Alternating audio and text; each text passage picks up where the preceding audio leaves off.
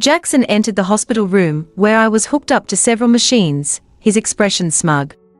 "You can't even do household chores, so we might as well get a divorce.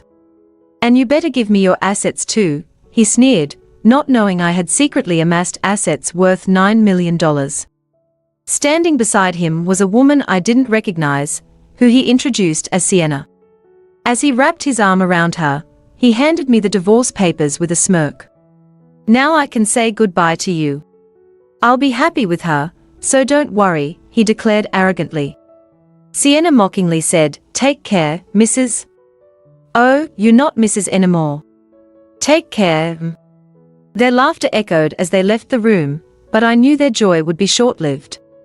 Alone, I couldn't help but laugh aloud. It was Friday, and by Monday, the divorce would be processed. I eagerly awaited the freedom it would bring. My name is Alice. I'm a 41-year-old housewife from a family that runs a small farm. Although I don't claim to have many skills, one thing I'm incredibly proud of is my extensive cooking repertoire. Jackson and I, college sweethearts who moved to New York from the countryside, used to share a simple life enriched by the meals I cooked with ingredients sent from home. I believed I had won his heart through his stomach, a belief supported by our shared love for food. We cherished our meals and drives on his days off, exploring quaint eateries and enjoying the simple pleasures of life. Initially, Jackson was kind and appreciative of the care I took in managing our home. However, about 5 years into our marriage, his demeanor shifted dramatically towards control and disdain.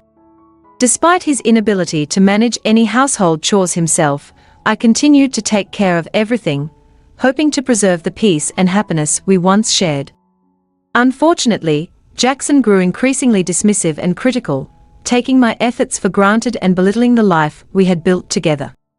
As I sat alone in the hospital room, contemplating the impending end of our marriage, I felt a mix of sorrow for what was lost and relief at escaping a relationship that had become suffocating. I resolved to move forward with my life, assured by my hidden assets and the freedom they would afford me. The days of being underestimated and undervalued were coming to an end, and a new chapter was about to begin. Jackson never physically harmed me, but his sharp comments cut deep. He often questioned, "Whose money do you think we are living on?" His words stung, and even though they hurt, I found myself too weary to argue, doubting he'd ever really listen to me. Being a full-time housewife made me feel less than, and I struggled to stand up to him.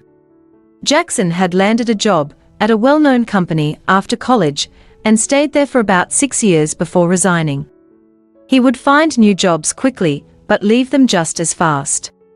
Because of this, our financial situation was always shaky. We tried to cope by looking up ways to save money, but we often found ourselves struggling to make ends meet. Jackson had been at his current company for 1 year and seemed to fit in well with his colleagues, giving me a sliver of hope that maybe this time he'd stay longer. Then, one day, Jackson came home earlier than usual, announcing abruptly, "I'm home. I quit my job." My surprise slipped out unintentionally. "What? Again?" I exclaimed, which only caused his expression to darken. In a rush, I stopped cooking and went over to him, apologizing. "I'm sorry, I was just shocked." He coldly replied, no welcome back greeting. "You're criticizing what I do. You've become quite audacious." I froze, realizing how tense he was. If I said the wrong thing, it might make the situation worse. "I'm sorry," I murmured, hoping to calm the storm. It seemed to placate him momentarily, as he moved to the sofa and turned on the TV. Quietly, I set a beer and glass on the table and asked, "Do you want dinner, or a bath?" "Food and alcohol," he responded curtly. To keep the peace, I fell into the role of the submissive wife. Over our 16-year marriage, I had gradually lost the vibrant sense of self I had at 26. Now, I rarely showed my true feelings. After Jackson ate and drank his fill, he fell asleep on the sofa, snoring loudly. The table was a mess, looking as though a child had eaten there. As I cleaned up, I couldn't help but reminisce about the dreams of a happy married life I once had. The stark contrast between then and now filled me with a profound sense of sadness and loss. I wondered quietly to myself if there might be a way to reclaim some of the joy we had lost, or if it was time to finally stand up for myself and seek happiness elsewhere. As I cleaned up the mess on the table, fallen beer bottles and food scraps scattered like after a child's hurried meal, I couldn't shake the feeling of deep discontent. This wasn't the life I had envisioned. Growing up, I had dreamed of a happy, shared existence, a partnership of mutual respect and support. Now, as I looked at the sleeping figure of Jackson on the sofa, relief briefly washed over me because he hadn't woken up. But that relief was quickly replaced by a growing dread of continuing to live this way. I knew something had to change. Lying in bed that night, unable to sleep, I began to mentally organize my schedule for the next day, steeling myself to face the issues I had long avoided. The prospect of divorce began to feel less like a threat and more like a necessary step towards reclaiming my happiness. The next morning, while Jackson was out job hunting, a routine that had become all too familiar given his history of frequent job changes, I took a decisive step. I went to the city office and signed the divorce papers. It wasn't time to submit them yet, but just having them felt like a shield, a layer of protection against the unpredictability of our relationship. I tucked the signed papers at the bottom of my frequently used bag, a safe hideaway unless Jackson decided to snoop. When Jackson returned home earlier than usual and asked, "Hey, where did you wander off to while I was job hunting?" I responded as calmly as I could, "I went to the stationery store to buy some resumes. I thought you might need them." His mood lightened surprisingly, a shift from his usual suspicion to a brief moment of gratitude as he took the resumes from my hands. "Thanks, that's unusually thoughtful today," he said, before announcing he was going out for drinks with a friend and swiftly exiting the house. His new job at a reputable company offered solid salary and better benefits than he had ever had, and when he was promoted after 2 years, it seemed he might finally settle into a stable career path. Yet, despite these professional successes, his absences for entertainment became more frequent, leaving me with brief moments of solitude which I cherished immensely. One such evening, my phone rang. It was my mother, her voice brimming with excitement as she unveiled surprising news: $9 million, Alice. Yes, $9 million. You know the mountains and lands we owned. We don't need them anymore. We had them appraised, and they are worth $7 million. We only need $2 million to enjoy the rest of our lives. So, I think you might want to rethink your life too. Her words, so unexpected and transformative, prompted a profound realization about the opportunities and freedoms I had yet to explore. With newfound courage fueled by the unexpected windfall and the legal documents tucked safely in my bag, I felt ready to confront whatever lay ahead. The once daunting prospect of initiating a divorce now seemed a necessary step toward a future where I could perhaps find the joy and fulfillment that had been missing from my life for far too long. My mother had never hidden her disapproval of Jackson, especially as his behavior grew increasingly controlling over the years. He had even started preventing me from visiting my childhood home, a place that held countless cherished memories. During one of our rare phone conversations, she revealed something astonishing. When she inherited property from my grandmother, she had transferred the title to my name to avoid inheritance taxes. "It's better not to tell Jackson, but the final decision is yours," she concluded before hanging up. The revelation left me torn. Part of me wanted to share the news with Jackson, but another, stronger part wished to keep it secret, to hold on to the freedom that this unexpected windfall could provide. About a week later, I was involved in a minor traffic accident. Although my life was not in danger, the doctors recommended hospitalization for a week to ensure a full recovery. I quickly secured my valuables in the hospital room's drawer before contacting Jackson. "I'm sorry, I got injured," I explained over the phone, only to be met with his immediate concern for his meals rather than my well-being. His response was all too familiar: what about my meals? Frustrated yet resigned, I suggested he manage his meals himself for the week. His retort was swift and biting, not even preparing meals for your husband. What a lazy wife. Then, without waiting for my response, he announced he was coming over. I had planned to discuss the inheritance with him that evening, but his reaction and the coldness in his voice made me reconsider. Lying in the hospital bed, surrounded by beeping machines and 4 drips, I felt an overwhelming sense of clarity about the nature of our relationship. When Jackson stormed into the hospital room, his demeanor was dismissive and cruel. With a smirk, he said, "You're useless, can't even do housework. Let's get a divorce, and you better pay me compensation too." Standing next to him was a woman I didn't recognize, who looked on with an indifferent gaze.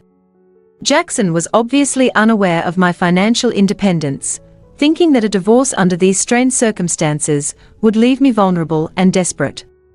His words, meant to wound, instead gave me a strange sense of liberation. The realization that I no longer had to endure his oppressive behavior or live under his control was empowering. The inheritance from my mother, a secret now more precious than ever, represented a new beginning, one that could offer me the freedom and life I had always dreamed of but had been too constrained to pursue.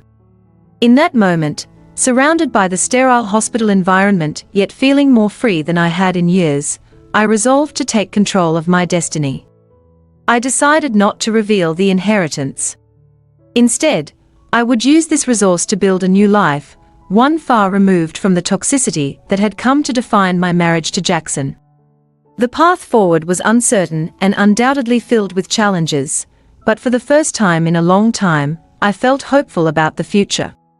As I lay in the hospital bed, surrounded by the hum of medical equipment, I found myself face to face with Jackson, who carried not only a smirk, but also the divorce papers I had secretly signed as a safeguard, a charm against the day I could no longer bear our strained marriage. "Fine, here are the divorce papers," I said calmly, handing them over. Jackson grabbed them eagerly, his smirk widening. "With this, I can finally say goodbye to you. I'm going to be happy with her," he announced proudly, wrapping his arm around the waist of the woman by his side, whom he introduced as Sienna. Leaning into Jackson, Sienna looked down at me with disdain and mocked, "Take care, madam." "Oh, you're not a madam anymore, so take care, old lady." Their laughter echoed through the room as they left, but I knew their glee was fleeting. Left alone, I burst into laughter. It was Friday, and the divorce wouldn't be processed until Monday. The thought of just 5 days until I could start anew filled me with a mixture of anticipation and relief. The weekend passed quietly, without a single word from Jackson. The stillness was a stark contrast to the years of constant tension and disputes, and though I was unaccustomed to the calm, the nurses encouraged me to embrace the peace and stay relaxed. However, by Monday evening, my phone began to incessantly ring, breaking the tranquility. Jackson's name flashed on the screen over and over. After about 20 minutes of continuous ringing, my patience wore thin, and I answered the call. "Could you not be so persistent?" I asked, my tone even. "What's the meaning of this?" Jackson barked as soon as I picked up, his voice laced with confusion and anger. I couldn't help but laugh, further infuriating him. He was shouting incoherently now, questioning the situation. "What are you talking about? Don't play dumb. The divorce papers aren't being accepted, are they?" he demanded, his voice a mix of frustration and disbelief. I chuckled lightly before responding. "Oh, I filed a non-acceptance notification previously," I explained, recalling how often Jackson had impulsively threatened divorce after every argument. "I thought it wouldn't be good if you actually filed for divorce on a whim during one of our fights." There was a pause on the other end as Jackson processed the information. But I don't need that now." "Withdraw it immediately," he commanded, assuming he could still dictate terms. But things were different now. I was no longer the woman who shrank under his sharp words or the weight of his disdain. I was free, standing at the threshold of a new life that awaited me, free from the turmoil that had defined my marriage. As I lay back on my pillow, a smile spread across my face. The relentless ring of the phone had stopped, and in its silence, I found a profound sense of freedom. Jackson's words no longer had the power they once did, and as I looked forward to the official completion of our divorce, I was filled with a sense of peace and empowerment that had been missing for years. This was not just the end of a marriage, it was the beginning of a new chapter, my chapter, written on my terms, at last. I had reached my limit with Jackson's controlling behavior, and was no longer willing to comply passively with everything he demanded.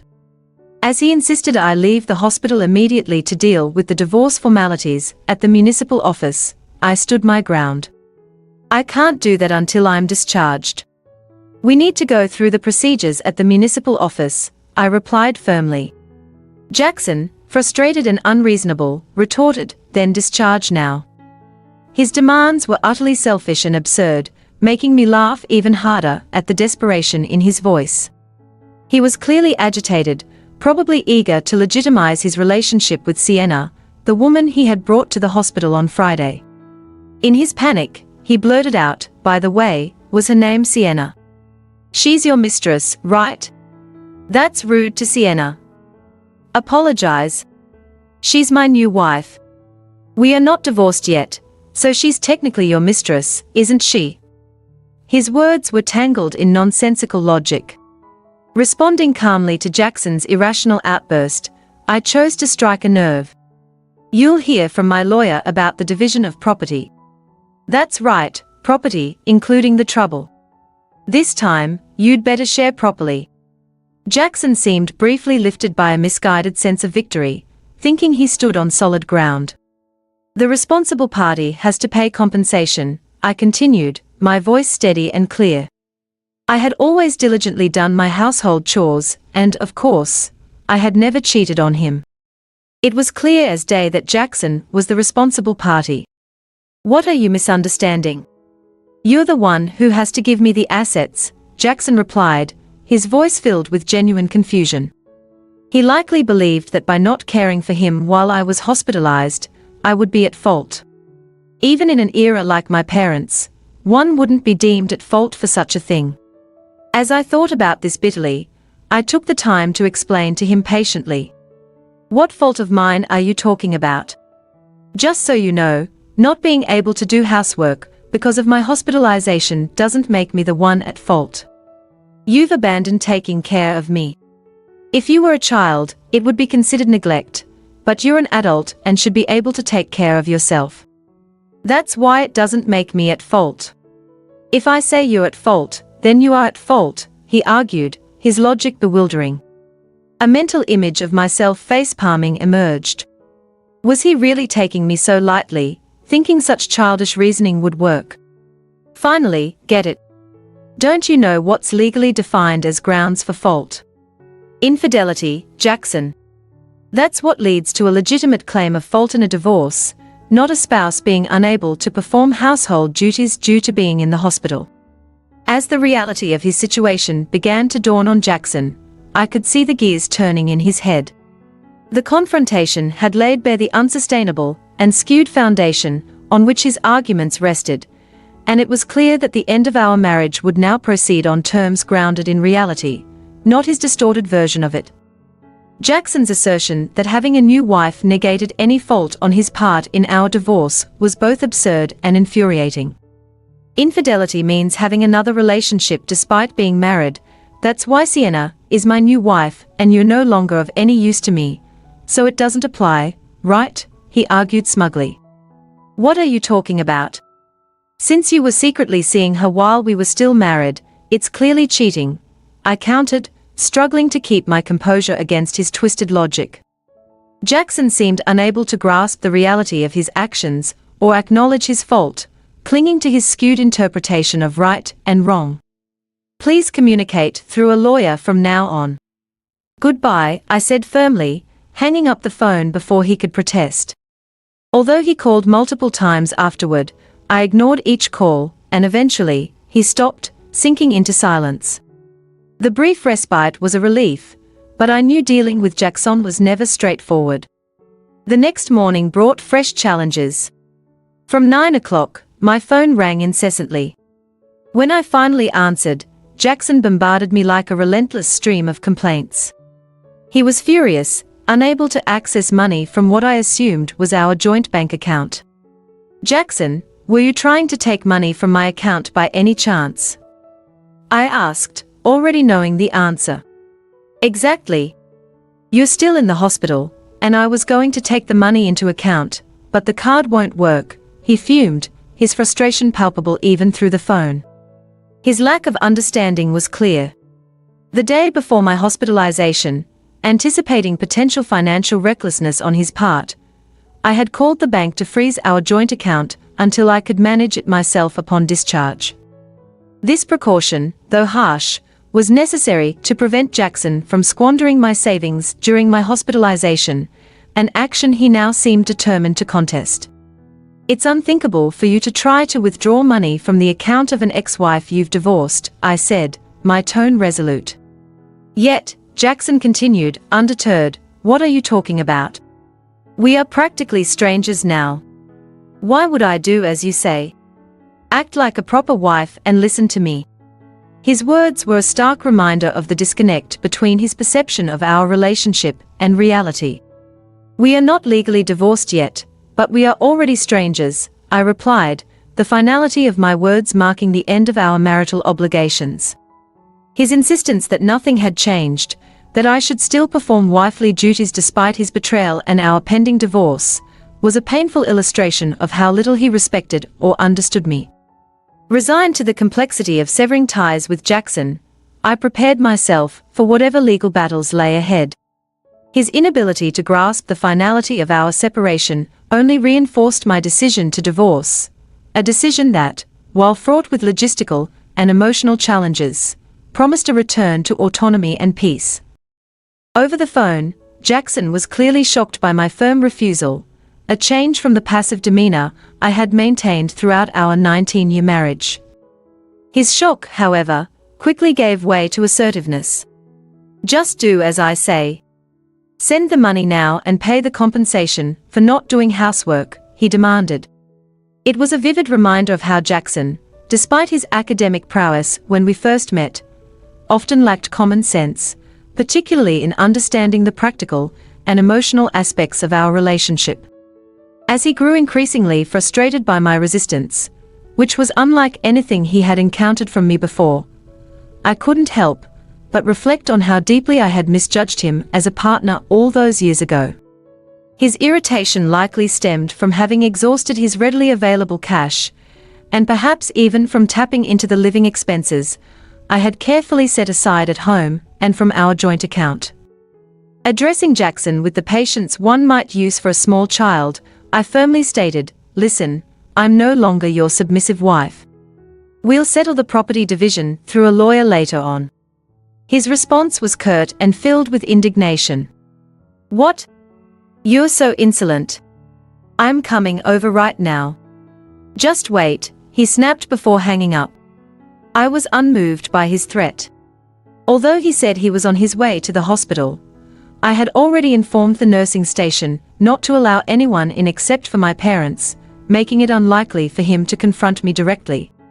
True to his word, Jackson did attempt to visit, but as anticipated, he was stopped at the nurse's station. Meanwhile, my phone continued to ring incessantly, shifting eventually to a barrage of text messages, which I saved as evidence. After some time, it appeared my lawyer had managed to communicate with Jackson, leading to a sudden cessation of his messages. I had hoped this would mark the end of the ordeal. However, just when I thought calm might be restored, the nurse informed me of another visitor, Chloe, a name that brought a smile to my face. Chloe was a friend from the days when I was still single, a fellow enthusiast in the local dining scene, whom I had met through social media. We bonded over our shared culinary adventures and remained close, supporting each other through various life transitions. "Please, let her in," I said, eager for the comfort and camaraderie of an old friend. Chloe's presence was a welcome relief from the turmoil of dealing with Jackson, reminding me of the support systems I still had in place. Her visit was not just a distraction, but a reinforcement of the personal connections that sustained me, especially now, as I navigated the choppy waters of a contentious divorce. Chloe and I had lived close to each other for years, often sharing meals out and exploring new dining spots together. After I got married, our dining outings became less frequent as I needed to save money, but we continued to cherish our friendship through regular meetups for tea and heartfelt conversations. As Chloe walked into my hospital room, her first words were full of genuine concern. "Alice, are you okay from the injury?" "Yes, I'm feeling much better now, thank you," I replied, touched by her caring demeanor. It struck me then how isolated I had felt since the hospitalization. Apart from my parents and the hospital staff, Chloe was the first person to show such concern.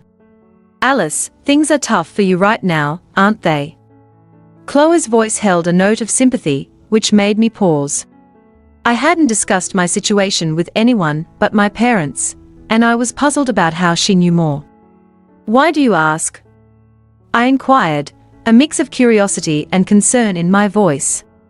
Chloe hesitated before dropping a bombshell. "You know Sienna, the young girl, right? She's having an affair with your husband, isn't she?" My shock was palpable. "What? How do you know about?" "Wait, you know her?" Chloe's response was quiet and reluctant. "Actually, she's my niece." I was floored, not only by the revelation of the affair, but by the unexpected family connection. It felt like the room stood still in silence, a stark contrast to Chloe's usually vibrant presence. Chloe continued, "You see, Sienna recently told her mother, my sister, that she's getting married. And what's more shocking is that her partner is 47 years old. When I saw the photo, it was your husband. I was so surprised. I've already told my sister. I'm so sorry for all the trouble my niece has caused you, Alice," Chloe added, her eyes welling up with tears. "Don't apologize, Chloe. It's not your fault," I assured her, my own emotions swirling. Chloe looked distraught, and it pained me to see her so upset over the actions of her niece. "I'm thinking of demanding compensation from Sienna. I can't let this go," Chloe said firmly. "But if I do, does this mean our relationship will end?" "Of course not," I replied immediately. "I want to continue being friends with you, Alice. I'll make sure Sienna pays compensation. Neither my sister nor I can forgive what she's done. We'll keep a close eye on her." I felt a profound sense of gratitude for Chloe's support. We had been friends for over 18 years, and I didn't want to lose such a precious connection over the misdeeds of my estranged husband and his mistress. "I've scheduled a meeting with them tomorrow," Chloe disclosed. "I'd like you to come with me." "Of course, I'll be there," I responded without hesitation. "And I can also provide photos as evidence." The prospect of confronting this painful chapter was daunting, but with Chloe by my side, I felt a renewed sense of strength. Her loyalty and the depth of our friendship were more valuable than ever as I faced the challenges ahead. The day after I was discharged from the hospital, I found myself in a private dining room at an upscale restaurant, facing a situation I could hardly have imagined just weeks before. Across from me, Jackson and his new partner, Sienna, were already seated, indulging in an elaborate traditional meal. The audacity of their calm enjoyment struck me as they ate, seemingly without a care. Jackson, without looking up from his plate, called out to me as I entered, "You finally made it. Did you bring the money? Remember, you are paying for this meal." Beside him, Sienna smirked, clearly enjoying the discomfort they thought they were causing me. Instead of responding to Jackson's provocation, I calmly addressed them both, "Please handle the payment yourselves. Moreover, I came here not to join your meal but to address the division of assets between us." Ignoring Jackson's dismissive snort and his comment about my attractiveness, my lawyer and I took our seats, ready to lay out the evidence we had gathered. We began by presenting a series of legal documents that detailed Jackson's liabilities, followed by the proposed documents for property division. Lastly, I revealed the photos provided by Chloe, which captured Sienna and Jackson together, and shockingly, Sienna with another unknown man entering a hotel. "Wait, why, hey, Sienna, what is this?" Jackson's voice faltered as he and Sienna were visibly shaken by the images. At that moment, Chloe entered the room, her timing impeccable. "I took those photos," she declared, her gaze stern as she looked at her niece and Jackson. Chloe continued, addressing the room with a cool, collected voice, "I've been friends with Alice for 18 years, and what you two have done is utterly despicable. Also, Sienna, you mentioned that the baby you're carrying is his, but given your actions, who knows who the father really is?"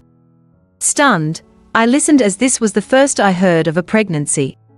Sienna's demeanor changed abruptly, and under the heavy gaze of those in the room, she confessed, "No, I'm sorry, I lied about the pregnancy. Please forgive me." She explained that she had targeted wealthy older men, and Jackson was just another mark. He had lavished her with designer goods, and she had been led to believe she could continue a comfortable life without work, perhaps occasionally stepping out with other men as she pleased. Jackson, his face a mixture of shock and realization, stammered, "I'm truly sorry, but I can't give you anything. I don't have the money." His confidence had vanished, replaced by a desperate plea for understanding. "You're going to work part-time diligently every month and repay me," I asserted firmly. "You won't have any time for leisure until you've paid back what is owed." The confrontation in the restaurant not only brought the truth to light, but also marked a turning point. I left the room feeling a mix of relief and vindication, knowing that the charade was over. Chloe's support and the legal evidence had exposed the reality of the situation, allowing me to finally close this painful chapter and move forward with dignity. After a dramatic confrontation at the restaurant, the truth about Jackson and Sienna's deceitful actions was laid bare. As we left the restaurant, Sienna appeared crestfallen, deeply affected by the unfolding events. Chloe, ever the supportive friend, mentioned she would bring Sienna back for a more sincere apology and escorted her out, leaving Jackson and me alone. Jackson, visibly shaken by the revelations and the loss of his facade, approached me, attempting to salvage whatever he could from the wreckage of our relationship. "Look, it seems I was deceived. I can live without Alice, right? We still have the divorce papers here, can we start over? You've always been a housewife, so you can't possibly work now, can you?" His tone, meant to be flattering, came off as desperate and manipulative. I met his plea with a cold, unmoved gaze, waiting patiently for him to finish his appeal. Once he had, I responded with a calm, assured smile. "I can live just fine without you. I'll be taking the divorce papers and filing them shortly. Also, I never mentioned this, but my personal net worth is currently around 9 million, so I can live comfortably without working for the rest of my life, rest assured." Jackson's reaction to the revelation of my fortune was one of shock and disbelief. 9 million? Why did you keep such a fortune a secret? He stammered. "I was about to tell you when you started making a fuss about divorce. This money is my personal inheritance, so it doesn't count towards marital assets. It has nothing to do with you," I explained calmly. As Jackson looked on in utter despair, my lawyer promptly presented some documents for him to sign. Without wasting any more time, we left the restaurant and immediately filed for divorce, officially ending our nearly 2-decade-long marriage. In the aftermath of our split, Sienna, under pressure from her mother and Chloe, transferred some money to my account as part of her compensation. Her mother, furious about the situation, made Sienna leave university and work non-stop at a relative's inn to prepare adequate compensation. Jackson, on the other hand, faced severe consequences. Disowned by his in-laws and without their support, he was forced to take out a loan to settle his debts with me. Additionally, it came to light that he had been meeting Sienna at a hotel during work hours, which led to his dismissal from his job. He now juggles multiple plumber jobs to manage his financial obligations. As for me, after receiving such a significant sum, I wasn't sure what to do with it initially, so I donated a portion to charity. I then decided to move to the countryside with the remaining funds, embracing a tranquil, luxurious single life. Chloe and I continued to strengthen our bond. We regularly went on food tours and short trips, enjoying our freedom. Considering our new lifestyle, I suggested that perhaps we should live together, sharing daily deliveries and meals. Initially hesitant, Chloe agreed when I elaborated on the practical benefits. With moving preparations set to start next week, I look forward to a new chapter, living joyfully and authentically, true to myself and free from the past's chains. This new beginning marks not just a change in residence, but a profound shift in how I value and live my life, surrounded by people who truly care and support me.